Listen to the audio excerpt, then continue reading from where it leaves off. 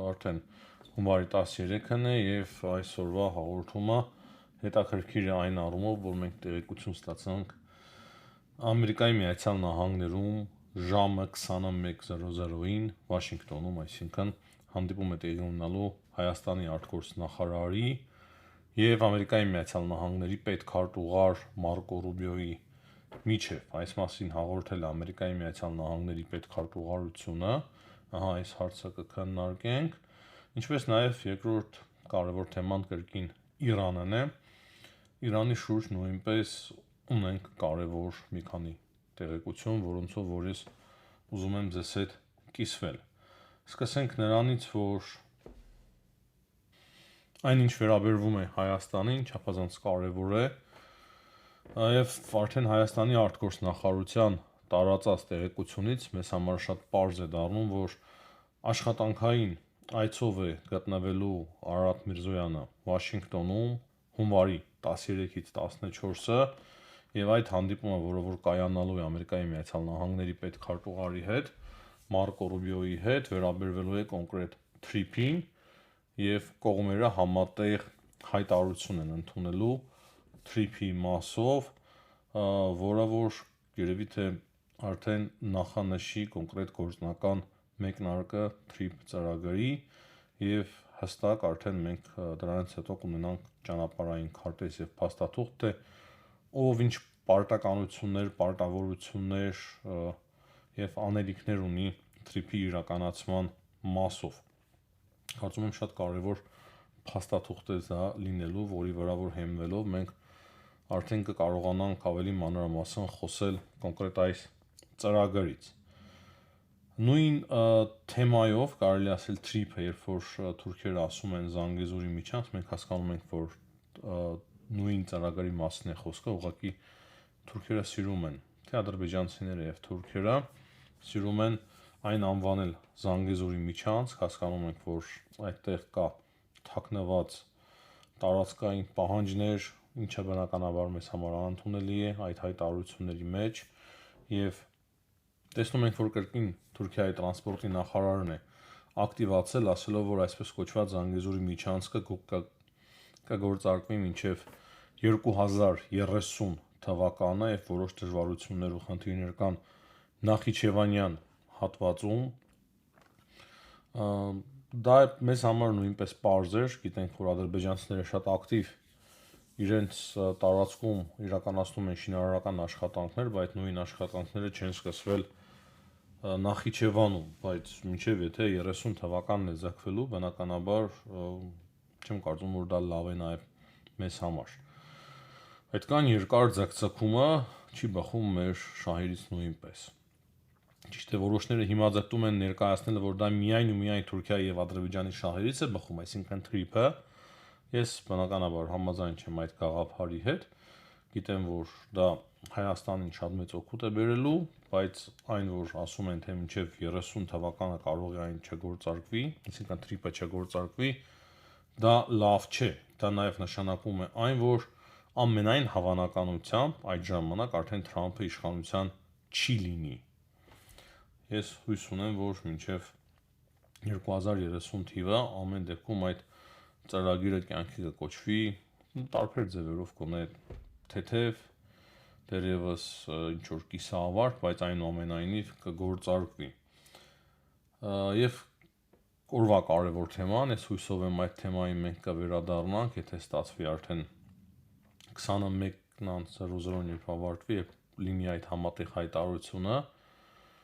ընդունվի համատեղ հայտարարությունը Հայաստան եւ Ամերիկայի Միացյալ Նահանգների միջև, անպայման մենք կանդրադառնանք եւ ավելի մանրամասն կհասկանանք,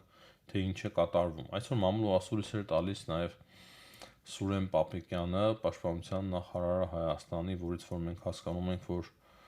բավականին լուրջ ձևով աճել է պաշտպանության նախարարության բյուջեն, չնայած որ ասում էին, որ 26 թվականին աճ չի լինի, բայց մենք տեսնում ենք, որ 18 թվականից մինչև 25 թվականը ահռելի աճ է գրանցվել ռազմական բյուջեի մեջ եւ այն հասցվել է 1 միլիարդ 741 միլիոն 604 հազար դոլարի։ Նախկինում նույնիսկ 1 միլիարդ չկար ռազմական բյուջեն Հայաստանի եւ այդ եւ 18 թվականից մինչեւ հիմա 1.1 միլիարդ դոլարով ավելացել է ռազմական բյուջեն Հայաստանի, ինչը մեզ համար չափազանց կարևոր է։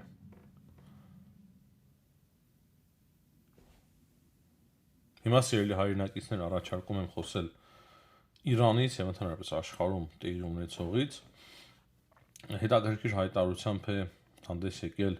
Գերմանիայի կանցլեր Ֆրիդրիխ Մերցը Հնդկաստանում։ Նա ասել է, որ Իրանի այս ռեժիմը իր վերջին օրերն է ապրում, քանի որ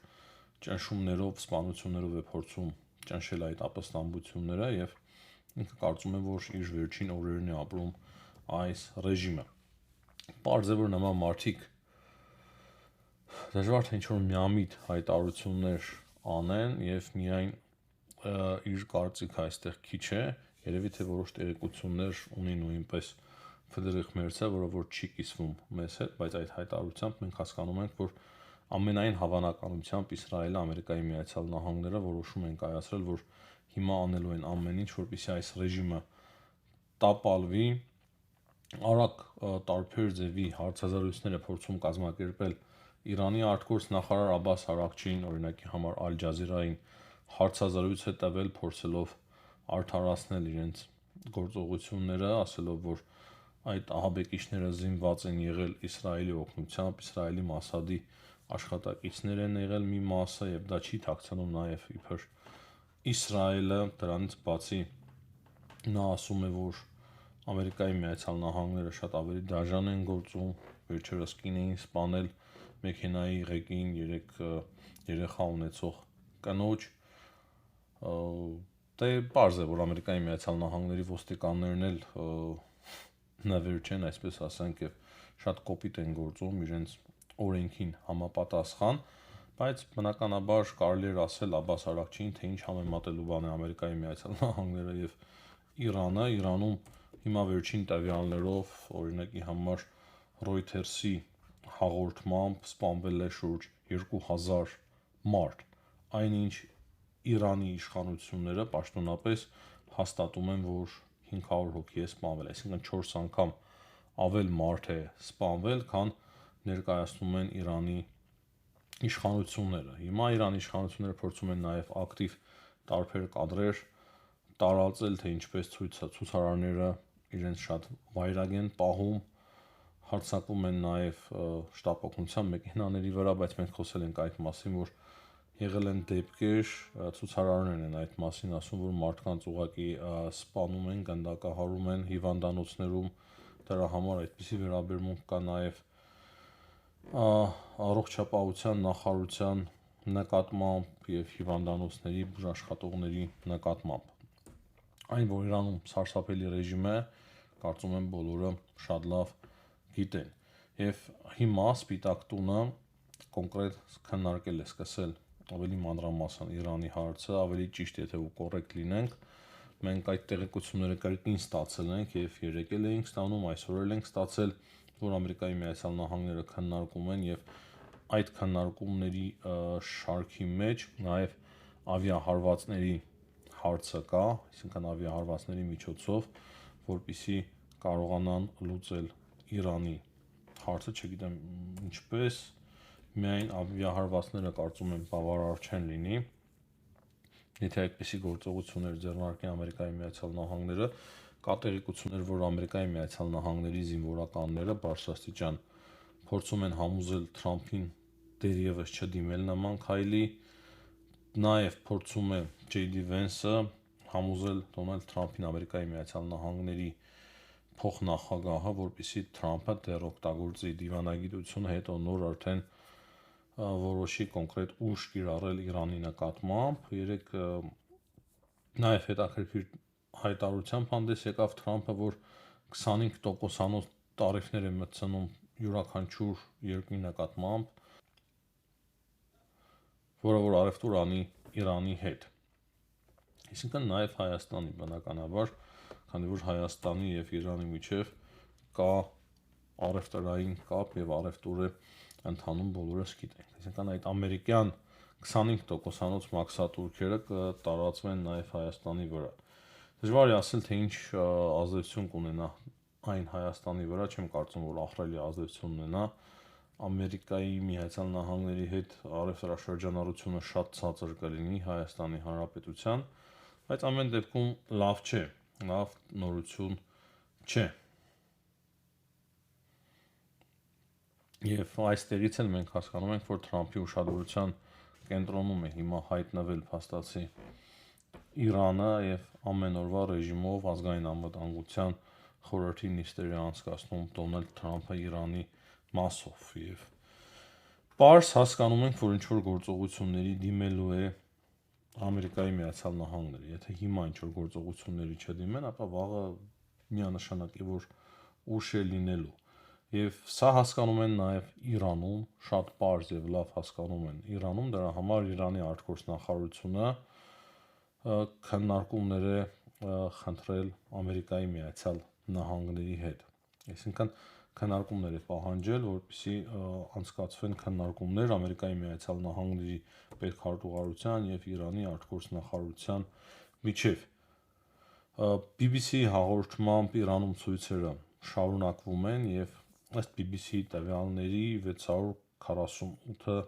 ցուցարար է զոհվել այդ անկարգությունների ընթացքում։ Քիչ առաջ մենք խոսում էինք այն մասին, որ Իրանի իշխանությունները 500 են ասում, կան տվյալներ Reuters-ն է հաղորդում, որ 2000-ից էլ ավել են, իսկ BBC հաղորդմամբ 640։ Ավելի BBC հաղորդածը մոտ է Իրանի պաշտոնական տվյալների, բայց միանշանակ ես համոզված եմ, որ զոհերի թիվը շատ ավելին է, քան ներկայացնում է BBC-ն կամ երեք ներկայացրել էր CNN-ը,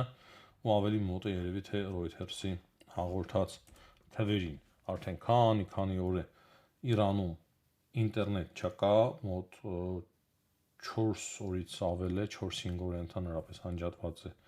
ինտերնետը, դրա համար դժվար է ասել, թե Իրանում իրականում հիմա ինչ իրավիճակ է։ Բայց այն, որ Իրանում վտանգը դեռ շատ մեծ է ու այն օրորի նույնիսկ ավելանում է, այդ մասին է վկայում այն, որ Ամերիկայի Միացյալ Նահանգների պետքարտուղարությունը հատուկ զգուշացնելու հայտարարություն է տարածել իր քաղաքացիների համար, զգուշացնելով, որ շտաբ Ամերիկայի Միացյալ Նահանգների քաղաքացիները պետք է լքեն Իրանը կամ Թուրքիայի կամ Հայաստանի միջոցով, քանի որ լուրջ սպառնալիքներ կարող առաջանան Ամերիկայի Միացյալ Նահանգների քաղաքացիների կյանքի համար, կարող են նրանց նաև ձերբակալել ու շատ բաներ կարող են նրանց հետ տեղի ունենալ առանց բացելու փակագծերը։ Հիմնականում այսքան է, սիրելի հայրենակիցներ, Իրանից մնացածը ինչ տեղի ունենում աշխարհում, հիմնական քննարկվող թեմաներից մեկը Գրենլանդիան է, կրկին երեք Ամերիկայի Միացյալ Նահանգների կոնգրեսը մտցվել մի օրինագիծ, որով որ Գրենլանդիան պետք է դառնա Ամերիկայի Միացյալ Նահանգների հերթական նահանգը, տեսնենք թե ինչ ճակատագիր կունենա այդ օրենքը, տարբեր քննարկումներ կան Գրենլանդիայի շուրջ, բայց կան նաև կարծիքներ, որ Ամերիկայի Միացյալ Նահանգները դժվար թե ագրեսիայի դիմի, քանի որ Ամերիկայի Միացյալ Նահանգների շահերի չի բխում դա, միանգամից լուրջ խզում կառաջանա Եվրոպայի եւ Ամերիկայի Միացյալ Նահանգների միջև, ՆԱՏՕ-ի եւ Ամերիկայի Միացյալ Նահանգների միջև ՆԱՏՕ-ն կարող է ընդհանրապես փլուզվել եւ դրանից հետո Ամերիկայի Միացյալ Նահանգները ինչով են տարբերվելու Ռուսաստանի դաշնությունից, դրա համար եվրոպացիները փորձում են համոզել Ամերիկայի Միացյալ Նահանգներին եւ ես էլ չեմ կարծում, որ Ամերիկայի Միացյալ Նահանգները ուղղակի կոպիտ ագրեսիայի դիմի Գրենլանդիայի նկատմամբ, բայց որոշ գործողություններ անպայման կլինեն եւ ի վերջո պետք է որ համաձայնության գան։ Կարծում եմ անվտանգության բաղադրիչը ամբողջովին հանձնվի Ամերիկայի Միացյալ Նահանգներին, Ամերիկայի Միացյալ Նահանգները ինքնուրույն եւ միայնակ երևի որոշումներ կայացնելու իրավունք ունենա Գրենլանդիայի մասով, բայց նույն ժամանակ Գրենլանդիան դժվար թե միացվի Ամերիկայի Միացյալ Նահանգներին, չնայած որ այսպիսի հայտարարություններ մենք ունենք։ Բացառել ոչինչ չեմ կարող։ Հիմա այնպիսի ժամանակներում ենք ապրում, որ բացառել ոչինչ չեմ կարող։ Մեկ բան փաստ է, որ միանշանակ գալու էր այն օրը, այն կարող է գալ վաղը, կարող է գալ 10 տարի անց, կարող է գալ 50 տարի անց, բայց ՆԱՏՕ-ն միանշանակ մի օր կփլուզվի, ինչպես փլուզվեց Խորհրդային Միությունը, ինչպես ամեն ինչ է փլուզվում ժամանակի ընթացքում, ոչինչ հարատև չէ, բայց ես հույսով եմ, որ հիմա այդ ամենը տեղի չունենա եւ այդ խզումը Եվրոպայի եւ Ամերիկայի Միացյալ Նահանգների միջև ՆԱՏՕ-ի փլուզումը նաեւ տեղի չունենա եւ մենք ականատես չենք լինի այդ ամենին, քանի որ դա սարսափելի հետևանքներ կարող է ունենալ նաեւ մեզ վրա, մեր վրա։ Հիմնականում այսքանը, սիրելի հայրենակիցներ, հաջողություն եմ մաղթում բոլորին, ցտեսություն, կհանդիպենք։